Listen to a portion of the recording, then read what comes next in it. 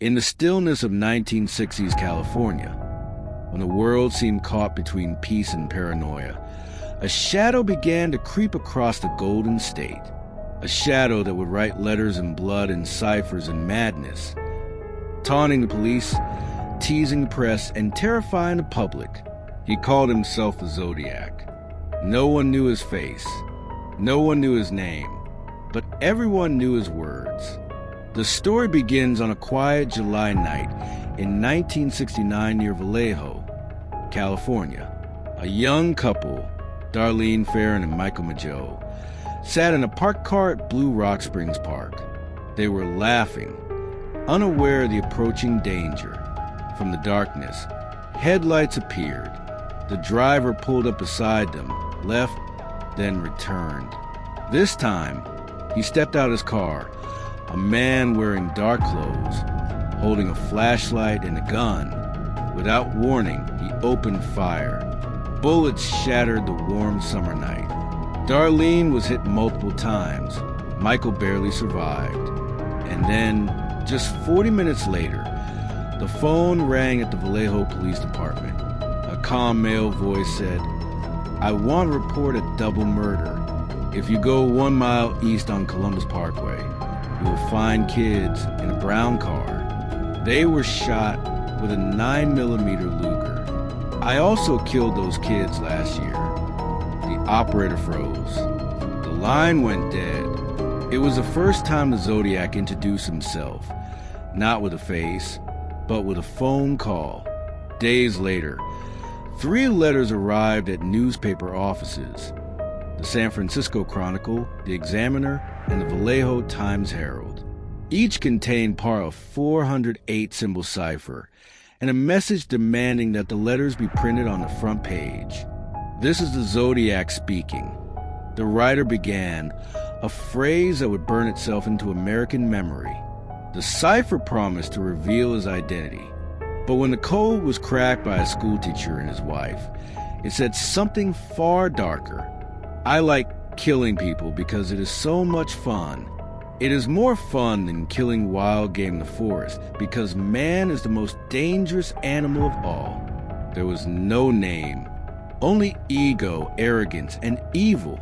Over the next months, Zodiac continued his spree, his letters arriving like curses, each one more cryptic than the last. In September that same year, he struck again at Lake Berryessa.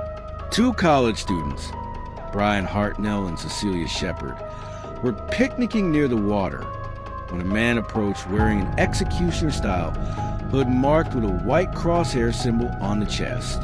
He tied them up, stabbed them multiple times, and calmly walked away.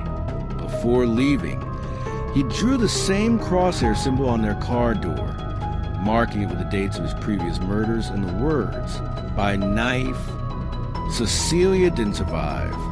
Brian did, and his detailed description gave investigators one of their few real clues: the killer's costume, voice, and eerie calmness. Then came another letter, this time accompanied by a piece of bloody clothing as proof. The Zodiac mocked the police, claiming credit for yet another killing in San Francisco. Each message came with symbols, diagrams, and strange hints, suggesting there were even more victims no one had yet found. And always that haunting sign, a circle with cross through it, stamped like a signature of fear. By now, California was gripped by panic. Newspapers sold out as people searched for updates. Reporters printed the killer's words verbatim, fearing more bloodshed if they didn't. Police worked around the clock, chasing leads that went nowhere.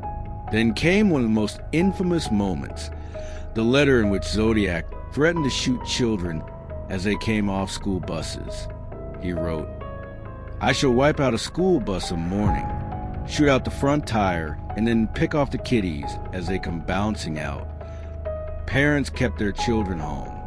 Buses drove alternate routes. The city of San Francisco was terrified of a man who didn't just kill, he controlled through fear. In 1970, the killer sent a greeting card, "Happy Halloween," to the Chronicle. Inside was a chilling message. Peek-boo, you are doomed. The card had skeletons, blood drawings, and again, that circle cross symbol. But what truly set Zodiac apart wasn't just violence. It was the way he performed it. He wanted the world to watch. Each letter, each cipher, was a performance, a puzzle designed to keep his name alive. As years passed, the Zodiac's letters grew more sporadic. Some claimed he was bluffing, that he'd stopped killing, and simply enjoyed watching investigators stumble in confusion. Others believed he never stopped, just changed locations, names, and styles. The police had suspects. Arthur Lee Allen, a convicted child molester with disturbing behavior, was the most famous. Evidence piled up, but it was never enough. His handwriting didn't match. His fingerprints didn't match.